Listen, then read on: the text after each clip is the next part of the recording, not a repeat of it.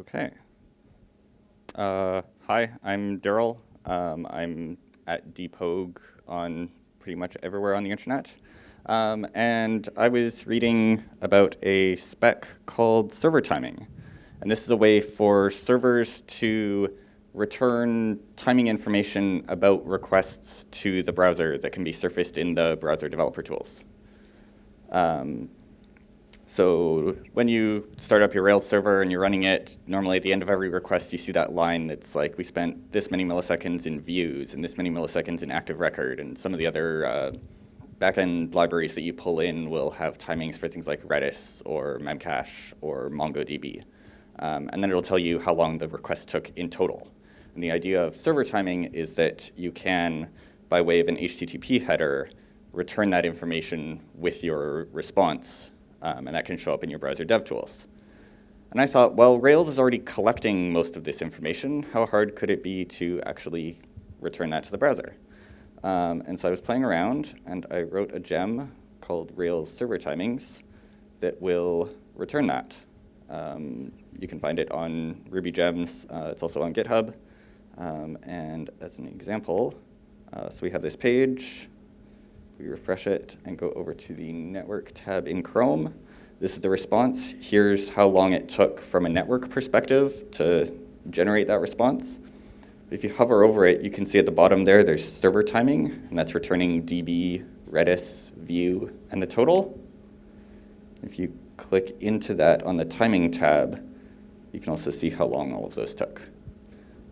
So this could be useful if you have an API and your client's making requests to your API and you're not looking at your Rails log all the time, but you want to see if some requests are slow and whether they're slow on the network side or the Rails side, or if it's something in active record or your views that's slowing things down. So if that is something that sounds interesting, feel free to install and let me know how it goes. Thank you.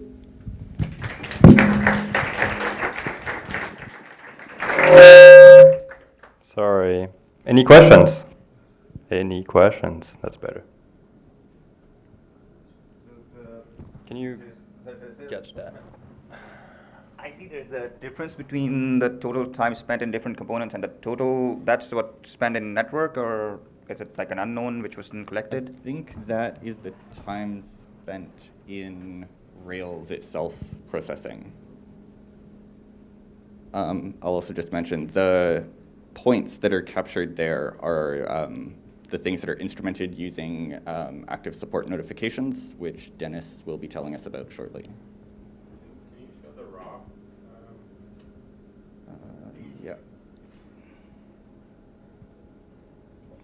Yeah. So this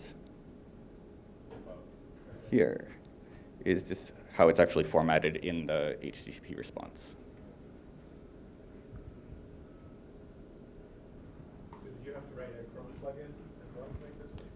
No, I did not have to do anything to Chrome. Chrome DevTools natively supports this. If you're doing Node, there's a bunch of Node middleware that you can install that will return this automatically, but there wasn't anything for Ruby yet.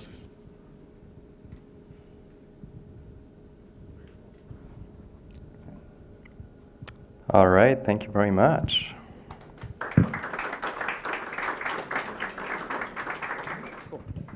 So I'm Dennis, and I'm here to talk to you about active support notifications, which is a fun little thing that's built into Rails that I think a lot of people don't appreciate just how useful it can be. So I'm going to describe some ways that we use it at Clio and see if that inspires you to do something else cool with it. So what it is really just dead simple. It's a system where you can set up events that trigger when you call a piece of code, and then define handlers that get called every time that event happens. So in this case, we've got this method called frob item, and you just wrap it in a block like this, and then you can subscribe to that event you just defined, the frob item event, so that if you run this code every time frob item is called, this block gets called, and it'll print out how long it took. And it'll give you some basic information about the event, how long it took, whatever sort of random data you want to pass along with it, and the name of the event. So, if you want to do something more complicated, you can also define a class to listen to it, which is a lot cleaner than just passing around a giant block as an event handler. So in which case it would look something like that. And Rails comes with a ton of these built in. These are just a few of the more common ones, but there's a big list. So every time it talks to the database, finishes processing a request, renders a template or a partial, sends emails, receives emails, whatever, there are predefined event handlers that you can register your own blocks of code to fire off when that happens. So here's one example of how we use it at Clio. I'm sure everyone's run into a situation where something horrible happened with their database. Someone writes a query, gets called with far more data than you expect, or it just didn't have the right indexes, whatever. A lot of the time you won't notice unless it actually breaks something. So we have this long query monitor. This is just sort of pseudocode. The actual thing is a bit uglier, but I simplified it to fit it on the slide,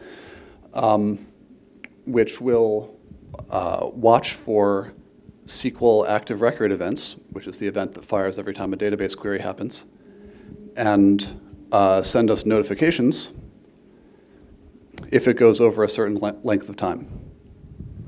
So we get big notifications in our chat channel and tickets created and stuff. Similarly, with database transactions, we want to measure whether any of them are running longer than we'd like, but active record doesn't actually keep track of database transaction length. So we have to hack it in. So this is just a little simplified snippet where we monkey patch the active record transaction method to call our call the real transaction method, but wrap it in this instrument block so that every time a database transaction happens, it'll fire off an event with the name, where it happened, how long it took, etc. And we can give ourselves notifications about that too. So there's a lot of information you can get out of these. So what Daryl was talking about here, with these lines in your log saying how long each particular part of your request took, you can send those along to the client, and you can also send them along to some sort of stat service. We use statsd, and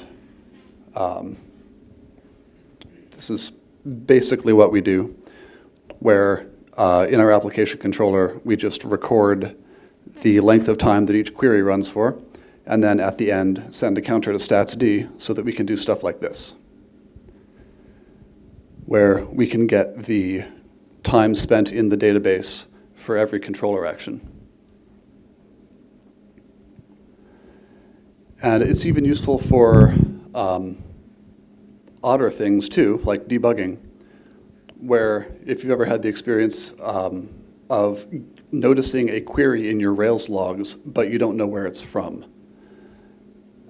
This happened to us one too many times until finally one of my coworkers sat down and wrote a little tool which basically just does this. It's got a lot of other options and whatnot, but this is pretty much what it does. Every time a database call happens within a block like that, it will print a stack trace to the logs. So that's helped us find a bunch of stuff. And this one's pretty useful for refactoring. Like for instance, right now we're looking at moving some of our tables to a different database, and we want to make sure that none of these tables are being joined with each other, because once we move them to a different database, all of those queries will start failing. So my coworker Mark over there actually wrote this bit of code where for every SQL query that goes through Active Record, it'll grab a list of all of the tables involved in the query, and if it's trying to join a table from one database with a table from another database, it'll give us a warning that we can do something with. So this is just a handful of things that we've done with the SQL Active Record notification, but there are a ton of other notifications and a ton of ways you can use it. So it's fun to sit and think about what parts of your app do you not know what's going on in them, and how you could use active support notification to figure it out. Any questions?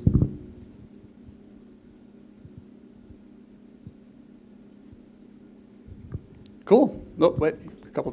Where was that strange query coming from? Oh, the query tracer one? Yeah. We've actually had that happen a couple of times. It's been a while since I've needed to reach for it, but if you have some complicated code, or some code that calls some stuff, that calls some other stuff, that calls some other stuff, you can just disentangle that whole stack instead of digging through it. You just search for queries that look like whatever query it is that you're curious about, and then tell it to print the stack trace for them.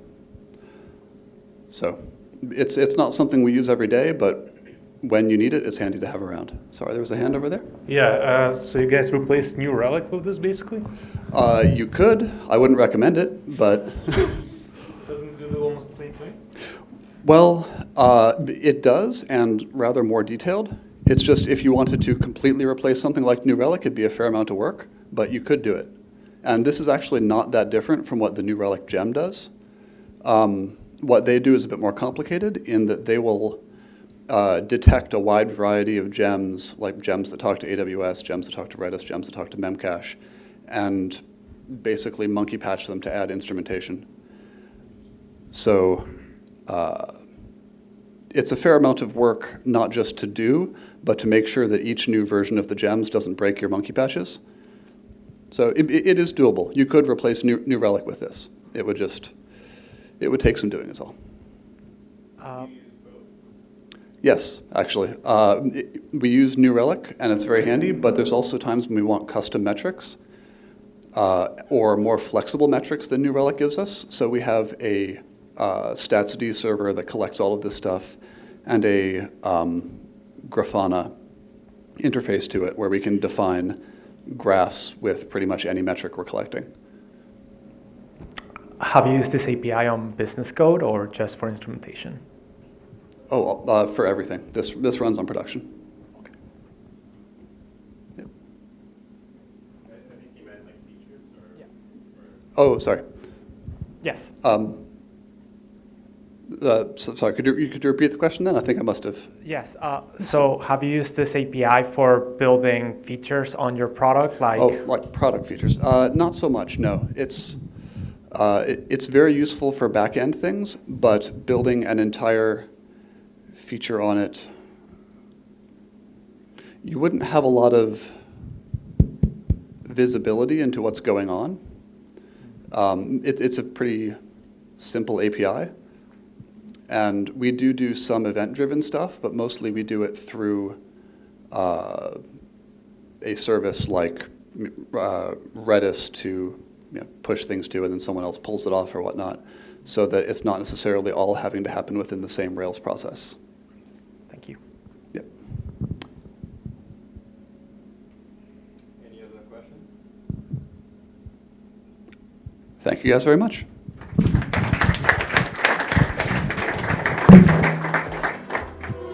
Okay. Hi. My name is Eric Promislow. I work at SUSE Linux now, but I've worked for various number of companies here in Vancouver. And this talk, I hope I can keep within the limit. It's more like a novella on 3-line Elixir. It wasn't enough material for a full talk. It's based on something I was doing a couple of years ago where I needed to Lex some Ruby code. There is a built-in parser in Ruby called Ripper. But Ripper wasn't giving me the information I needed. So I thought about Elixir, and I ended up doing that. And while I was preparing this, I just thought of some other things. So first of all, a few years ago, I started learning how to do cryptic crossword puzzles. These are these puzzles. Is everyone familiar with them? They don't have a lot of lines, interlocking clues in the crossword, so you can't just guess. You really have to solve, and each clue is part wordplay and part definition. So this is my favorite one, which is my favorite anagram.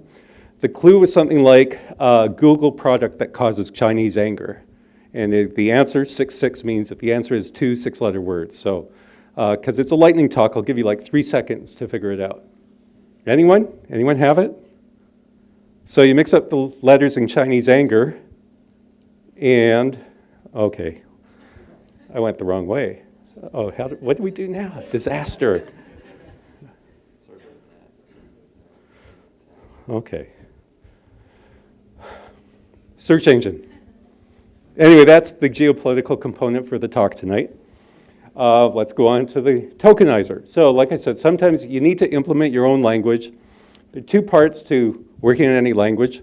The second part's the parser, and you need to feed it tokens. And the tokens are created by writing Elixir or a tokenizer. And I use the highly overlooked string.scan method to do this. Who here has used the scan method for a string? Yeah, I'd say about a quarter of the people here, 20%. It's pretty overlooked. This is an example of it. Hello world, so that's your string, and I'm scanning and I'm looking for letters, like that's a word, those are spaces, and that's anything else. And I'm capturing each one. And the output is an array where my first match was hello, and the nils are because I didn't match any spaces and I didn't match a dot. Then the comma is that, and so on, right? But when you build Elixir, you need a little more information with each word. Usually a typical parser will consume the type of each token as well as its contents. So in this case, let's say the type of hello is word, the type of the comma we could say is operator, the space, the type is space, and so on. So I got to work on this, and there's some sample code that I'll be showing later. So it's Ruby code, but this works with any language. So I wrote a longer parser and a longer pattern, and everything is in a capture group. I think you're all familiar with capture groups in Ruby. Just put your hand up if you have questions on this. And the /x at the end means this was actual code. /x means ignore all the extra white space. But that also means when you're using /x at the end, you have to match a space by using \s because spaces will be ignored. And then I have a list of token types here. So I'm matching comments like that one up at the top. Numbers are the \d plus. Words are \w plus. If you put /w before /d, you'll never match any numbers because /w matches digits. There's my white space type. I have D string for double quoted strings, S string for single quoted, and then finally I have the operator, right? And so actually these are the 3 lines. The first line is the matcher. The second line is the comments, and this here is the tokenizer. And I'm going to walk through it a bit at a time. So I got my matches by running that through code, and if you remember, that produces an array of arrays. And then I'm going to run each subarray through this. So G is, I call it G because it's actually a group, an array of groups where one matched and the other are all nils. And then what I want to do here is I want to find the location of the non-nil item in each group. So if I go back to, there we are. So words are at location 0. In this case, right, I only have 3 here. Ops are at location 2, and then white space is at location 1. So that's the purpose of this code here, is to find the location of each matched item. And then when I find that location, that's in my token types. So if I had a comment, well, that would be at location 0. So what I'm going to return, for the comment example, I'm going to return token type sab_by, which is comment type, followed by the thing in the group that actually matched. So what this looks like here is that code sample I gave you back before. I'm returning a word, def. The white space is the actual space. Another word is add, and so on. Okay, so you need to do further processing, by the way. So for example, for the double-quoted string, you might want to pull the double quotes off the end. And you're also going to need to do backslash unescaping. I had to put backslash escaping in the code so that this double quote would not end the pattern. Anyway, I'm sure this talk will be online somewhere, so if you want to go over the details again, you can look at it. So that's the scan. That is the 3-line Elixir. So let's go back and look at this code. Does anyone see a real obvious problem? Well, it's that it's hard to follow because the types are separated from the patterns. And in a real-world problem or real-world solution, you might have like 20 different operators. And it's really easy for the patterns to become separated from the types. And then you're emitting garbage. So the solution to that, yeah, that's what that slide is about, is to put everything together. So now my token types are, I have the type followed by the pattern that matches that type. And then who here has used regex.new? Again, even fewer than if you scan. Here's a case where you want to dynamically build a regex, not by using slash or %r, but regex new. So I'm just taking these strings and I'm running through a map where I'm taking the second part of each array, each item in the array, and then I'm joining them. Oh, I'm wrapping them in parens for the capture group, and then I separate them by bars. And that's what the pattern looks like, which is really hard to write like that, but when you write it this way, it's easy to debug right there. So the only change here in the third line of the tokenizer is I'm now doing I sub 0 to get the token type of the match. Okay, and then also notice that I used either double quote or %q, and later at the talk I'll talk about why I did that and why I didn't use single quotes. Okay, so you look at this, yeah, it's great, but this language is going to be processing megabyte documents, and I really want to store this in an array? No, you don't. You actually use Ruby's blocks and yield so that you can do everything lazily. And this code walks through that, and I'm not going to go through that, but again, it will be online for those of you who want to go into this in more detail. And what a true parser actually wants one token at a time. They're usually structured so they don't take an array. So this doesn't run out of memory or whatever. Okay, so I mentioned the double quotes. And I once worked on a project and somebody broke a lot of code changing all the double quoted strings to single quoted strings.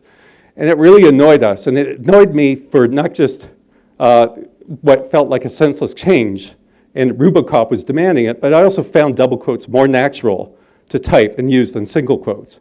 But I couldn't say why. So I thought of some reasons. And then I remember, it's another geopolitical component. When Barack Obama was president, he said he always wore blue suits because it was one less decision he had to make in his workday. And that's why you use coding standards too. So you can focus on the important decisions and leave the inconsequential ones behind. So I came up with a list. And I have this idea that permanent names are great for symbols. You know, this is more, this name is never going to change, use a Ruby symbol. If you have something like a name or a label, that is a good place for single quotes, and everything else should use double quotes. So for one thing, if you're emitting text and you say, well, I can use single quotes because I'm not interpolating any Ruby variables in that, that might change. And if that changes, you're doing unnecessary maintenance on your code. That's the first reason. Second reason, we use a lot of RSpec, and we try and make our test names like phrases or sentences, and it gets really awkward when you want to use a contraction, like isn't, in a test. So either you have something like \apostrophe to escape the apostrophe, or you don't use the contraction. You would say is not to avoid that. Double quotes would avoid that.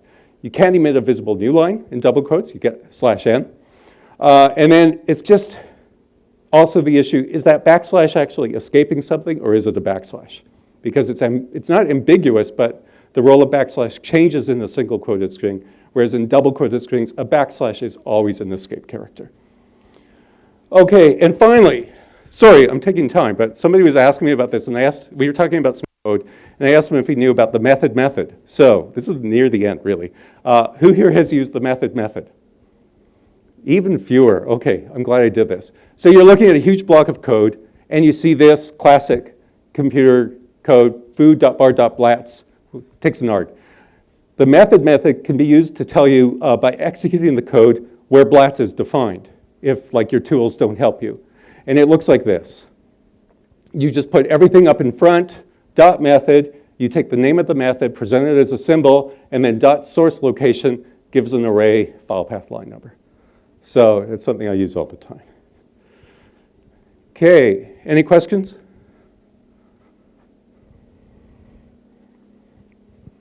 All right, thank you.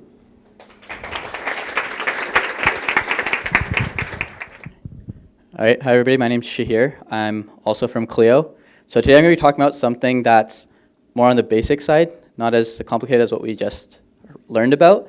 It's just dig. So how many people here are using Ruby 2.3 or higher? Yeah, good amount. So this will be super useful for you guys. So what is dig? Dig, it's new to Ruby 2.3, and so you'll have it in 2.4 as well if you're using that. And it's a much simpler way to access nested elements in arrays and hashes. So really, who cares? So I'm going to walk you guys through a little example. Let's say we have a dictionary, and this dictionary will represent an actual dictionary. So we have like the letter A and B, and in that we have words. Let's say in Ruby 2.2, I want to access the first word. So I would do the normal way that we all access things in hashes, and I would get A1. But what if I want to access C? A word C isn't defined, but maybe you don't know that C isn't defined. So you get no method error. But we've all done this before. What do? We stick some tries in there. Looks a lot worse, but at least it fails gracefully. We'll get nil back, not no method error. But there's a better way. You can use dig on arrays and hashes. And for me, I always think about it like a little diglet because I love Pokemon. And I imagine like a diglet's going into the hash and doing all the heavy work for me. So the same example in Ruby 2.3, I can just call dig and then give it my list of keys. And if it's there, it'll give me the same value. However, if it's not there, it'll give me nil. And the cool thing is I can keep chaining it. So if I have A and then I look for the key X and X doesn't exist, it'll give me nil. But at the same time, I can look for something that doesn't exist and just chain it as deep as I want to go. And at the end of the day, I'll still get nil. And it also works for arrays. I don't really have a good example for arrays because I don't use matrices too often. But you can do the same thing and just give it the index value that you're expecting. But there is a warning. So it only works when it's expecting some type of hash back. If in this example where I'm going from A to A word 1, which would return a string, if I then try and look for some random key, it will give me a type error, and that's because dig doesn't exist on a string, so it will not work. That's basically it. Anybody have any questions? Yep. Can you mix dictionaries and arrays? I have not tried to mix dictionary and arrays, so I'm not sure. I imagine it would still work, but I can't promise. There's one thing I know is never give a live demo. All right, thank you. My presentation is feature flags in the wild, a production tale from Unbounce. So, quick questions. Raise your hand if this has been something you have gone through. How many of you have kept a feature on a branch for more than a month? 2 months, 3 months? Yeah, how was that experience? Was it like a great experience, or was it like the most painful thing you have ever had? We had that a lot, and we wanted to change that. We wanted to be fast, we want to experiment, we want to learn as quickly as possible from our customers without having to finish a feature. And also, we want to make it in a really stable way. We want to reduce risk as much as possible, and we want to say this particular customer is going to get this feature, and the others are not going to be even aware of it. So we need a way to do this easy, fast, and effectively. And again, for specific customers, because some of them are really terrible with bleeding edge, while others are not. So what did we do for that? What do we need, actually? We needed a feature flag system that allows us to get more than Booleans. A lot of times when you talk about feature flags, you think, oh, it's just an if statement. But it's like, we really want to get more out of that. We want to be able to get rules. We want to be able to get strings out of that. And I'm going to showcase a demo later on using something more than Booleans. It gave us the possibility of changing feature flags values for particular customers or environments. So if we are in integration, the feature flag is going to behave one way. If it is in production, a different way. We needed it to work with languages we work in Unbounce, JavaScript, Ruby, and some JVM languages. It's highly available on reads, and it allows to group customers in channels if we needed to. So we have a beta channel, and we have a bunch of customers into that beta channel, and we want to change the feature flag on that channel rather than on particular customers. And how we did it. So we developed this library called nsynced, and the features that this library has is it has a rule engine for feature flag resolving. I'm gonna go into more about that in a minute. It uses AWS S3 as a way to store feature flag rules per channels and customers. We have two implementations of it in Ruby and in JavaScript. There's a JVM wrapper on top of the JavaScript implementation, which is awesome.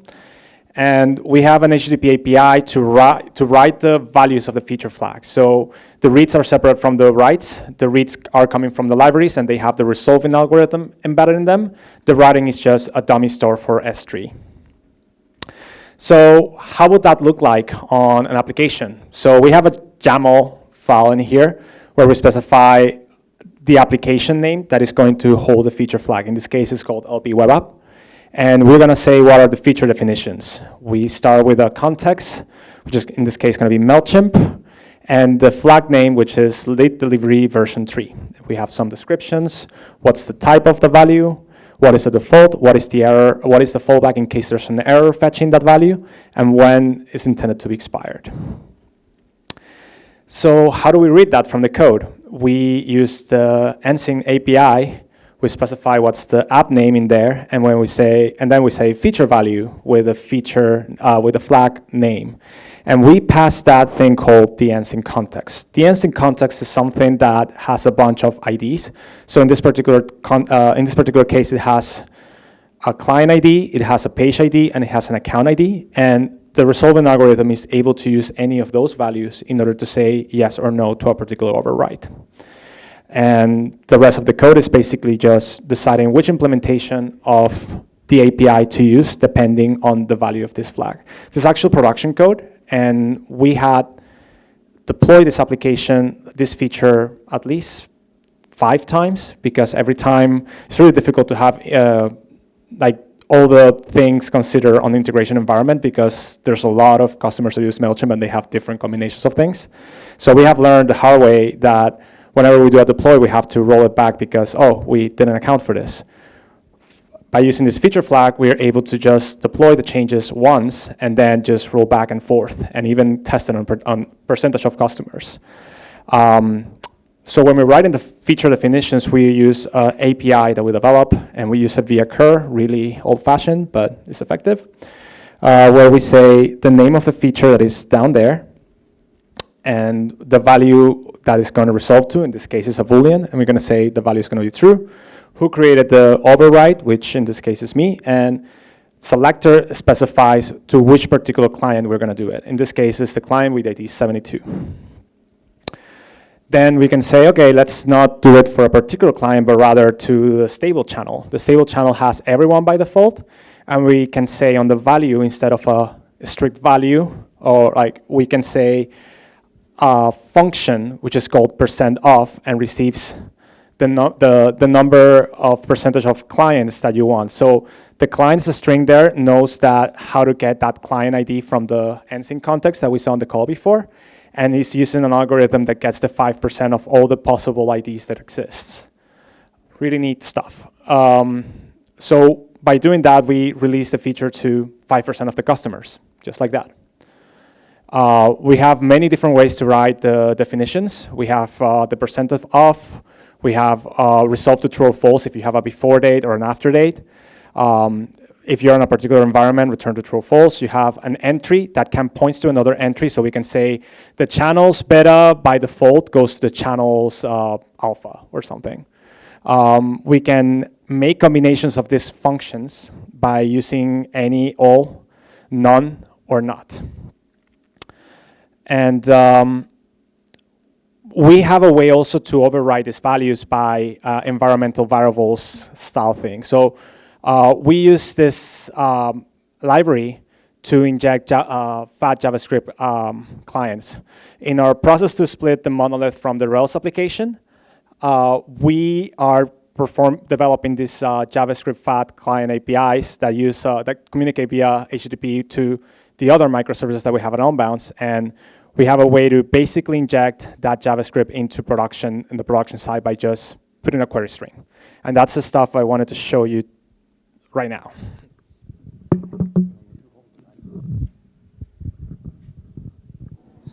So far in here, let me just. Perfect. Right now, we just have a normal vanilla Unbounce page with the old multiple webhooks, which is one of the things that is being improved. And in here, you can see this query string where we say, what's the name of the application, what's the namespace, and what's the flag name. And in this particular case, this flag name resolves to a string.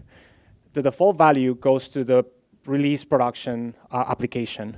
In here, we're going to say, actually use my local development server to basically inject the JavaScript. We go and refresh this, and initially it's going to fail because we have an HTTPS and HTTP at the same time. We say, OK, no, load and save script. And hopefully, demagogues are nice with me today.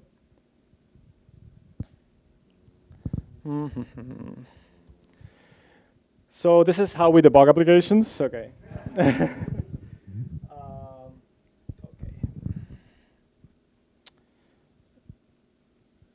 The demo is not working. Yay! OK. So in theory, what should happen is that by doing just this query string in here, we have a feature definition defined somewhere for this particular value. It will load the new application from my development box, and I was going to showcase this console.log with the new development application on the production side of Unbounce. Sadly, that didn't work, but let's not cry over that and move on. Okay.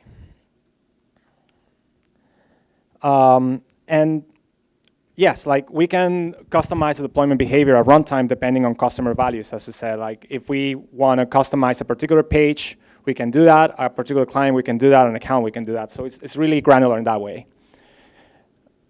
Conclusions. We have performed at least 15 Rails app deployments using Ensing to reduce risk. And it's being done, like it reduces risk by an order of magnitude. We can easily test-proof concepts on specific customers or percentage of them. No longer we have to have that branch living there forever. And Ensing allows us to move really fast. Is it open source ready? Not yet. Current comments are not the most delightful user experience for writing things. Debuggability is an issue. Sometimes the resolving algorithm does something that you're not expecting, and there's no real clear way to understand why unless you go through the code and understand it really well. And the mapping between UIDs and DBIDs to human readable attributes, let's say like the account name, is not there yet, so stuff needs work. If you want to join us and help us make it better, there's the careers.unbounce.com page there. And thank you. Any questions? I have a general question. How do you deal with features that require schema changes?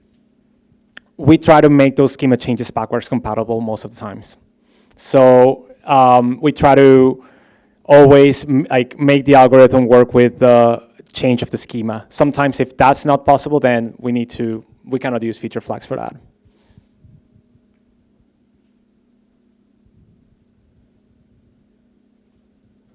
So what What's your your sort of workflow for feature flags? Like, say, when do you enable it for all users? Do you get rid of the feature flag when you enable it? And do you use it a lot for something my team likes to do is we use feature flags to skip QA, so we could just shut it off. Yeah, I think that wouldn't fly in here. It's not that we haven't tried. We have a grace time period. If there hasn't been any rollback on the feature flag for more than, say, a week, then we can call the experiment successful, and we have tickets to basically remove that code. And we try to make our code like really explicit around this is an experiment and have it like really easy to delete modularized code for that kind of thing. Yeah.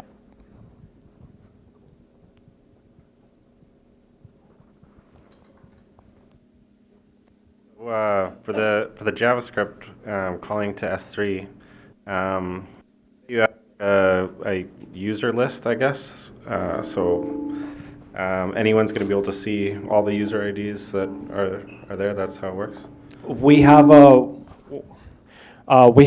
this concept of public and private applications. Whenever we're writing stuff to a public application, it uses a SHA algorithm to create a particular asset to look up for that, so we can avoid enumeration attacks on those kinds of things. Yeah.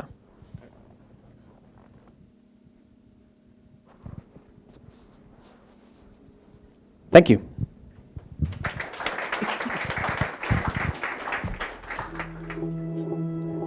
Hi everyone. So I started learning Ruby a few years back, and I soon realized that a lot of constructs in the language were not what I was used to in a traditional object-oriented language like Java or C++. So I started to dig a bit into what's going on under the hood. So my name is Raza Mirza. I'm a principal software engineer at move.com, and I'm going to actually talk about the simplest of things, which is classes and objects. So you hear a lot that Ruby is a purely object-oriented language. So what does it even mean? So unlike C or Java, where primitives are stored directly or more or less directly in memory, in Ruby they are stored in objects. So every object carries a bunch of it's not only its data but a function, so you can move that around and execute it. Which brings us to this. So if you look at like a few things, a number, is it an object? It will say yes, I'm an object. You can ask that same question to a string. It will say I'm an object. You can ask that to a class. It says an object. So basically everything is an object. But one really gets confusing is when you move on to this thing. And if you ask an object, is it a class? It'll say, yes, I'm a class too. So on the last page we said, an object was saying or a class was saying I'm an object. Here an object is saying I'm a class. And you can even call things like object instance of, and it will still return you, yes, true, I'm a class. So like for somebody who came in from a compiled language like Java, that was really confusing. So I go in. Like first of all, I will tell you is objects are not equal to classes, and the proof is right here. This is the MRI for Ruby itself.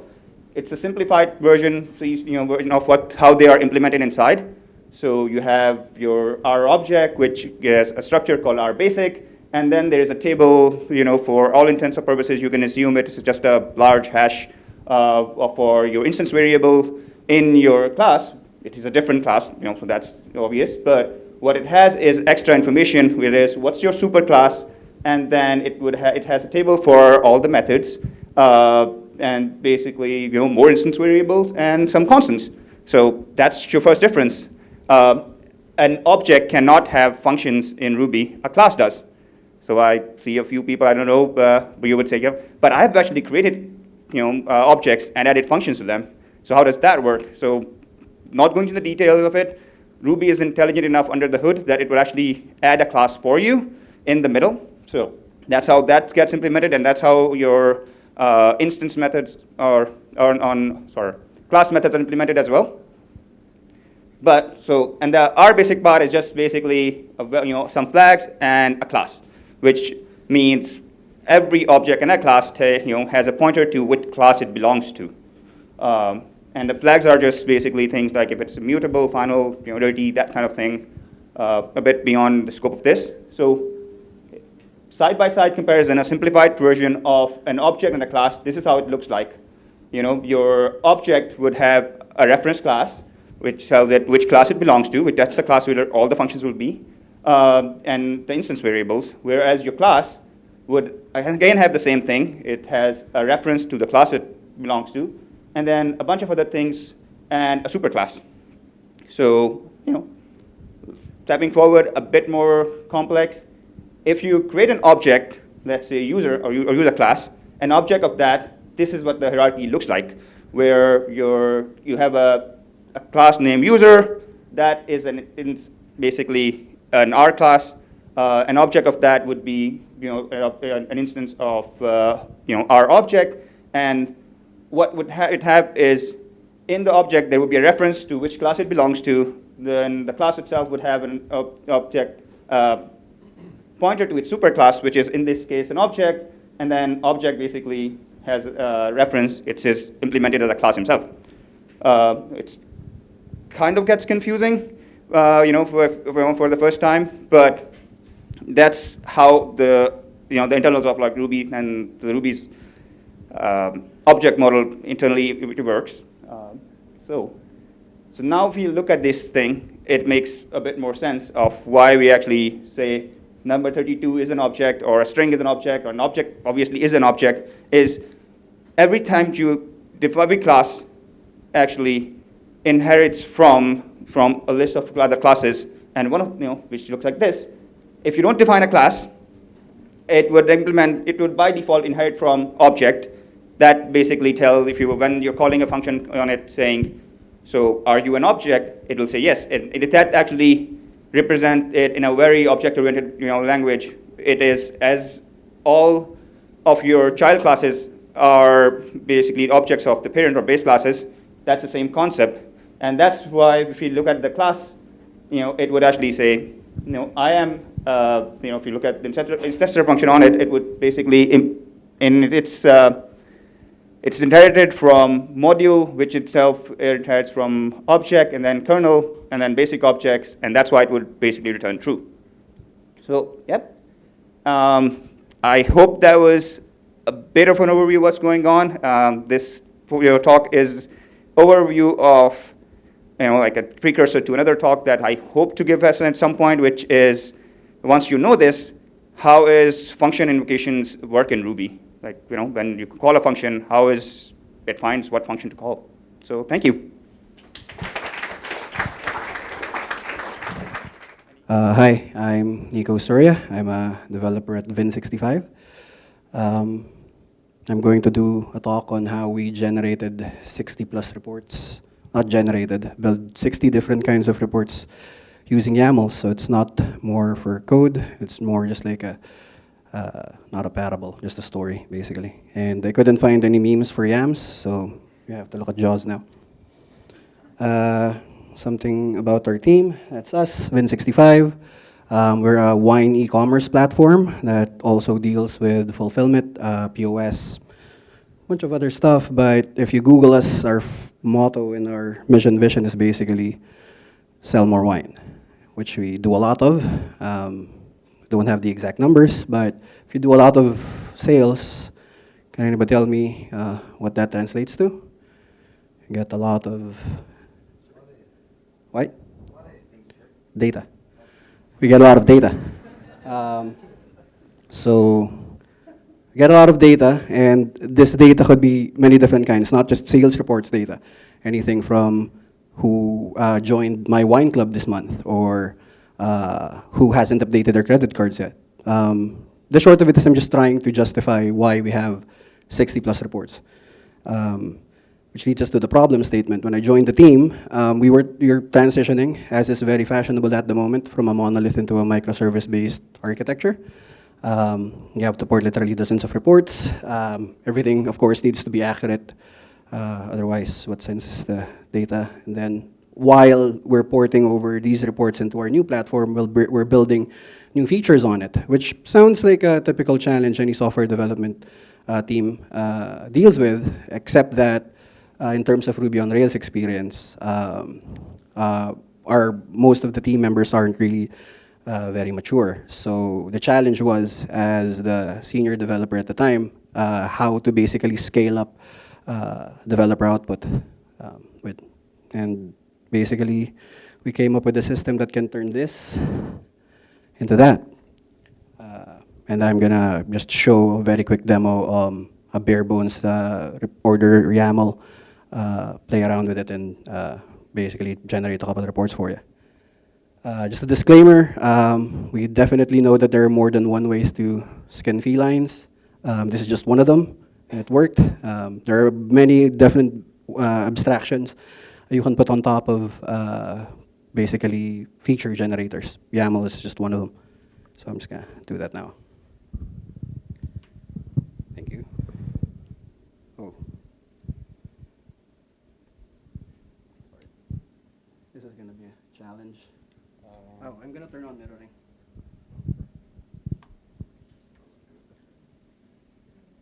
Mirroring. Otherwise, you can take my spot. I can see the screen from mine. Oh, nice. Should I try to? Yeah, maybe. Let's wait a second. Give it a second. Just waiting for the thing to warm up. There you go. Yeah, so can everybody see the screen? We basically have an initializer. Oh, sorry. Yeah.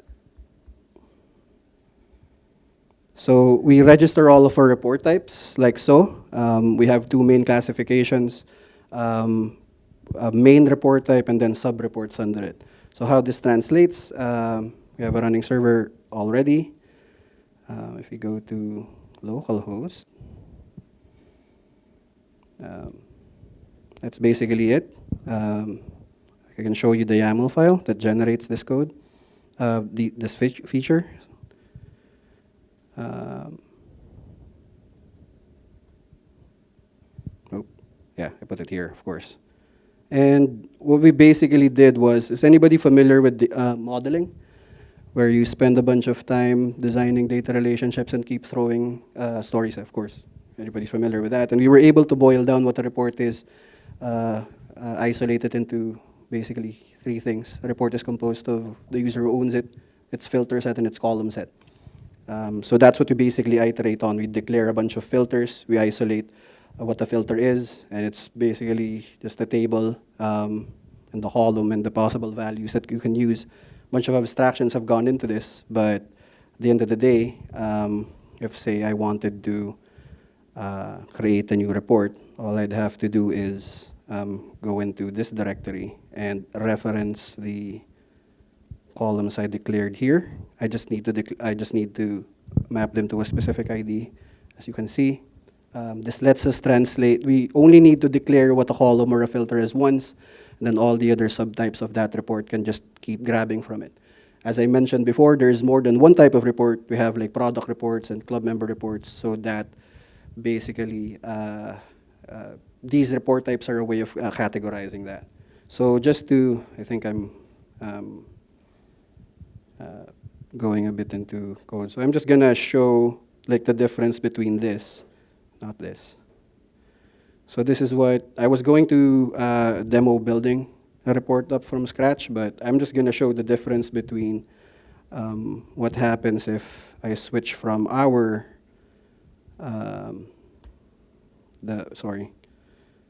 the configuration I have for this stock and our actual configuration file, and show you how we will able to generate this.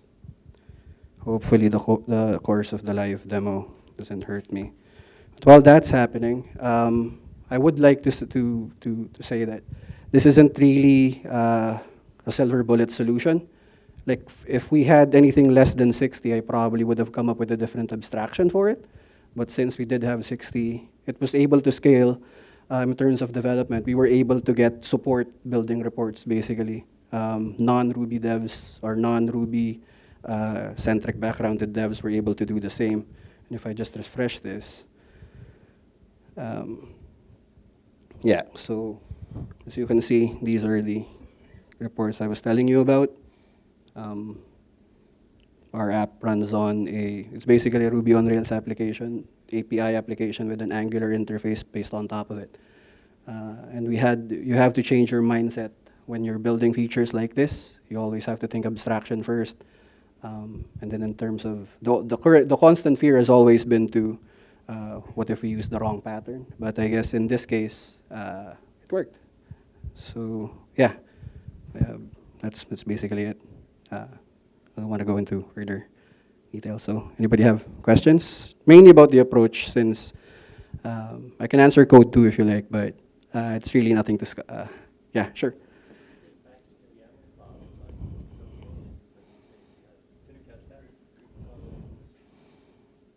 Oh yeah, we can do groupings, we can do sortings. Sorry, what did, oh, like group sets of objects? Yeah, like how do you do more complex calculations? Like, is there anything backed, like at the back of the YAML file that you call that you have to implement, or is it just like a YAML file? And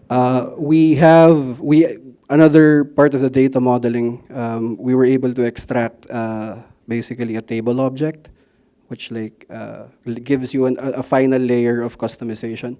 You can declare in the YAML file that it uses a different table builder, and that's the place where you can put in custom information. Although we do have functionality as well for certain columns that use custom query blocks instead of just the direct column reference. We have functionality for adding custom SQL directly into the YAML files as well. Although we try to keep that to a minimum. I'd say maybe 20% of our reports use these custom things, and majority of them operate in the YAML operated format. So that's it. Thanks, guys. All right, all right. I went very low tech, and now I have to go high tech with that. So the low tech part is that talk is made in Vim, which is fun, but I need the keyboard to go between slides. So we've seen people with watches having a hard time with it. Today I have a keyboard. So my name is Philippe Crew. Today I'll talk about robust, Rails apps. I've seen a lot of Rails apps where things fail and they're hard to debug, and they shouldn't be. So that's what this talk is all about. Give you guys small tips and tricks. It's basically just extra keystrokes so that you can make your Rails app way more robust and easy to debug. The last time I made a talk with Vim was 3 years ago, and in between we've got emojis. So I'm super excited about it. All right, let's talk about silent failures first. All right, so we have this code. It's in a controller. We just find the user by UID, and then we display the name of that user in the template. The issue there is that if the UID is incorrect, then we get no method error, undefined method, yada yada on nil. It's not a big issue. It's you go in the template, you look at the thing, or all right, yeah, well, I'm pretty sure that user was nil. Here it's not a big issue. It's always a nightmare when that nil value is coming from way down the line, and you'd rather the way down the line raise an error instead. So that's what you do by just adding an exclamation mark. That makes it a bang method, and if you're passing the wrong ID, then you see a proper error. Record not found, can find user with UID foo. That's the first step. Now, and I have a live demo.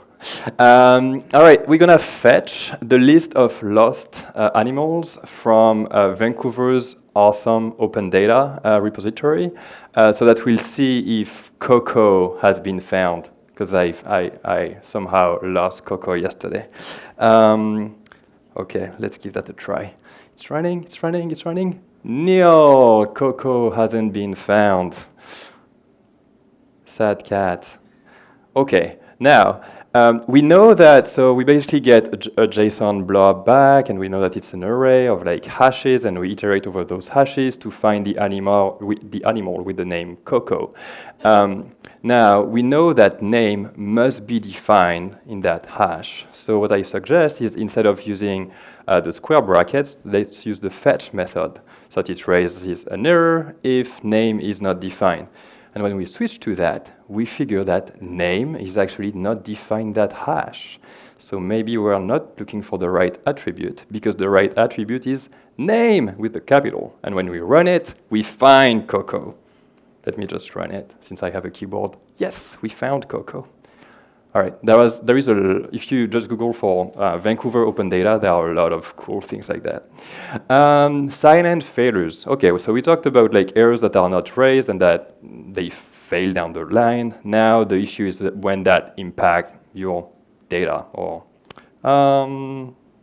your app in general. So let's go with this. So we have a method that's called publish post, and it enables you to publish a post. And if you pass a time frame of like now, it will publish it right away. And if you go like tomorrow, it will publish it in 24 hours from now. We call that method from controller, the post controller. We find the post, and then we publish the post, and it looks like we are getting the time frame from some params.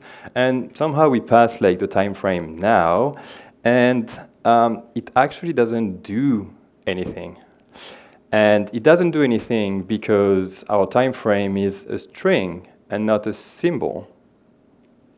Okay, so maybe your test might work actually, because in your test you might just like set it as a symbol, but in the real world it would be a string, and you would just not know about it. You would just believe that the post has been published, but it hasn't been. So my recommendation to that would be to add an else statement to every single case statement that you might write. One thing to mention is to use timeframe.inspect instead of just like displaying timeframe. By using inspect, you will see that it's the string that's passing invalid timeframe, now the string. And so thanks to inspect, it will make the difference between the string, the symbol, or the nil value. It might take you a long time if you don't use that, because you're like, well, I got now, and now is defined in my case statement, so Ruby must be wrong. But it's not. Oh no, that just happened. All right, another method. Pay an invoice. When you pay an invoice, we talk to a billing interface, we charge that the user for that invoice, and then we update the attributes in our database by saying a paid at timestamp. That works until it doesn't. So we call pay invoice, and then maybe customer success will reach out to you saying that there are like a bunch of invoices that have been paid, but in the system they are not marked as paid. And when you try to debug that, you figure that the invoice paid at is nil for some reason. Sad. Oh, it's not a sad face actually. Yeah, we made a lot of money. All right. If you keep debugging that, you will just call valid, see that it's false, and then look up the errors and see that the address is invalid. That often happens when you have, let's say, an active record model called invoice, and at some point you figure that a bunch of people set an address with like an invalid postal code. So down the line you go like, all right, let's add a validation to validate the postal code, which is great for the new invoices that are being created, but it will make a lot of old invoices invalid, and because of that you won't be able to save those invoices anymore. To fix that, once again, the bang method, update attributes bang, and if you do that, then you would just get active record invalid record, address is invalid.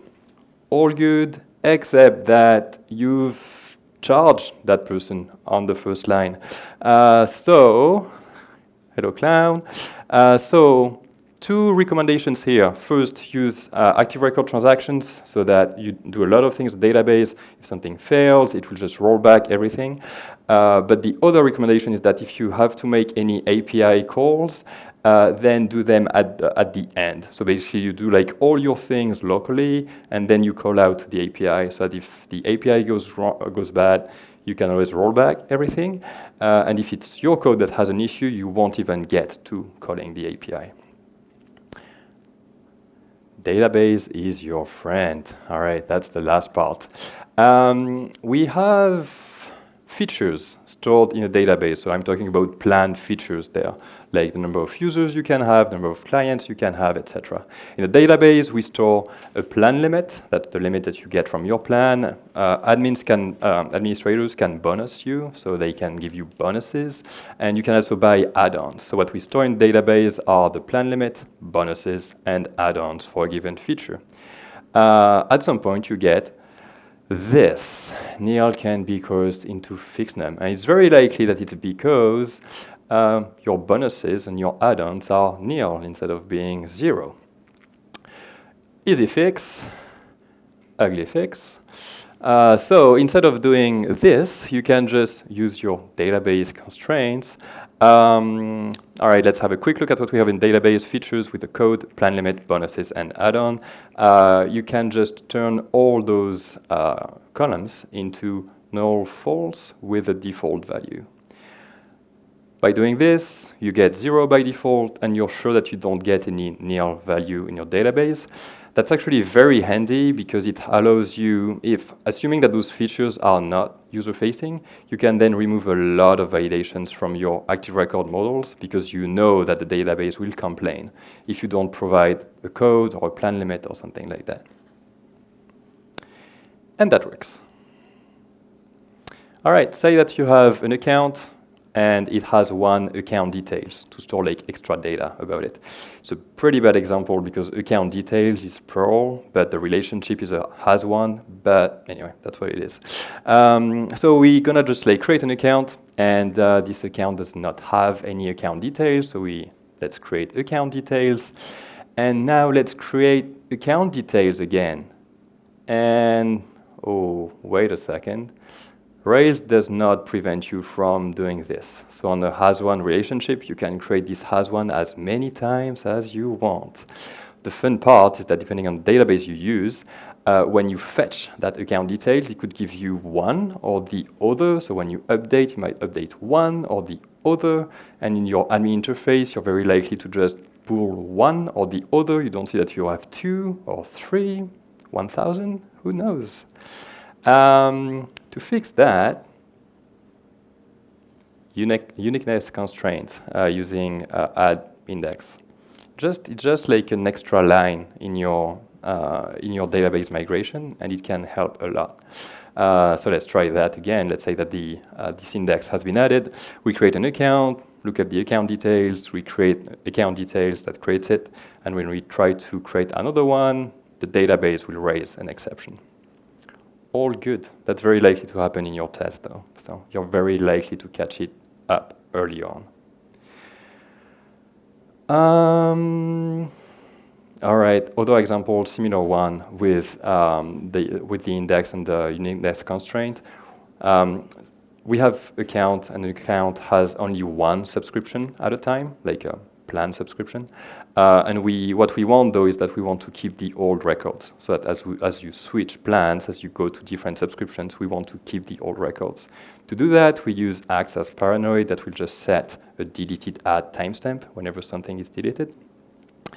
If you want to make sure that an account has only one active subscription at a time, you can use the same thing. You can just add a unique index to the account ID and deleted add. And you should add a foreign key as well, so that if you delete an account, you won't leave any orphan records in the database, any orphan subscriptions records. All right, conclusion of the talk. User.find by UID, hash with the square brackets, case statement, user.save, just create a table. It's actually very easy to make all those lines way more robust, or just to get them to raise early on by just, let's go on the first line. User, we just add an exclamation mark. The hash, we just use fetch. It doesn't look as good, but well, that's what it is. The case statement, we just add an else at the end. User.save, same thing, just add an exclamation mark. A data attributes is the same. And finally, when you create a table, everything that is not supposed to be nil, add null false, and add indexes, unique indexes, and foreign keys. that's all I have. Thank you. You can find more details if you follow this link, because this talk is based on a blog post I wrote a while back. That's it. Thank you very much.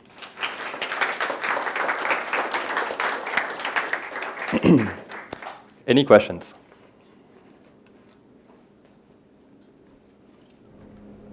All right. I have one comment. Oh, go ahead. Can you put the transaction slide on? Yes.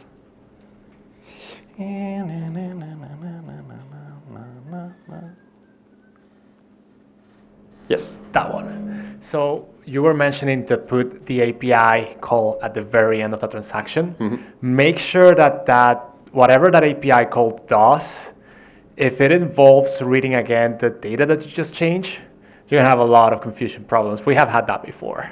So make sure that from all the side effects that your API does, if one of those side effects is reading back the changes that you just got, like it's something to always keep in mind. Like we had a lot of time debugging that one. Yeah. Yeah. Actually, the same thing. When you're changing flags, like the data and stuff like that, you actually don't need to like trigger callbacks. So you can just basically do like update column, bam.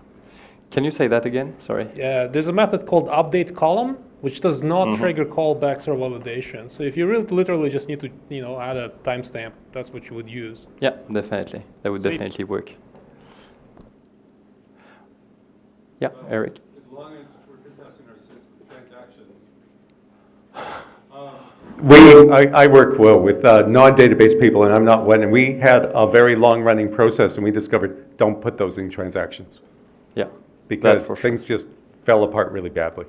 Yeah, of course, but we didn't know that. One thing to mention, if you end up using delay jobs, so delay job will like store jobs in a database, the big advantage it has over using Sidekick, that uses like Redis as a job storage, is that if you use a transaction, then your jobs are like part of the transaction.